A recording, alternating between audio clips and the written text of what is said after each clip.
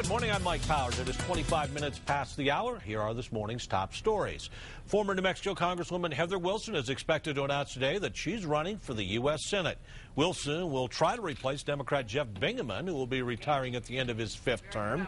Wilson, who served 6 terms in the U.S. House, lost to Congressman Steve Pearce in the 2008 Republican Senate primary.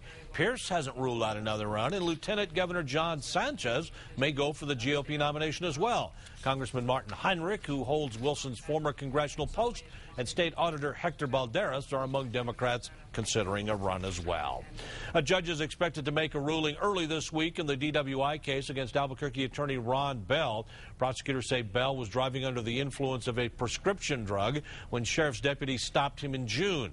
A state toxicologist testified last week that Bell's system had 5 times the level of Adderall that he considers normal for medical purposes. But Bell claims he had not taken any that day because his blood pressure was too high. Albuquerque police are looking into whether alcohol was involved in a crash between a motorcyclist and a truck. It happened around 8 o'clock last night on Central and Elizabeth in northeast Albuquerque.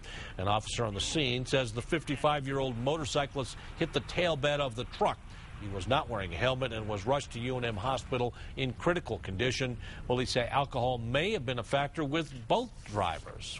State officials are considering leasing rather than selling 30,000 acres of state trust land to the Air Force for the Melrose bombing range to increase the amount of cash going to New Mexico schools.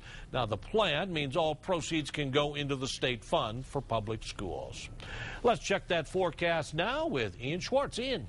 Hey, Mike, it's going to be a windy one in Albuquerque today, especially afternoon. Temperatures not all that bad. We will have some snow to the north, but that's really where it's going to stay. The heavier accumulations will be in Colorado, the southern Sangre de Cristo Mountains, and then also the southern San Juans. Could pick up a modest amount of snow. Nothing huge, though. By the time we get to Tuesday afternoon and into Wednesday, we're looking at partly cloudy skies and a much better situation for us. The winds will also start to die down. Temperatures will dip a little bit in Albuquerque for Tuesday, but as you see in the 7-day forecast, they will rebound nicely. By the time we get to Friday, we are looking at a high of 69 degrees, and we're going to ride the week out with plenty of sunshine. Mike?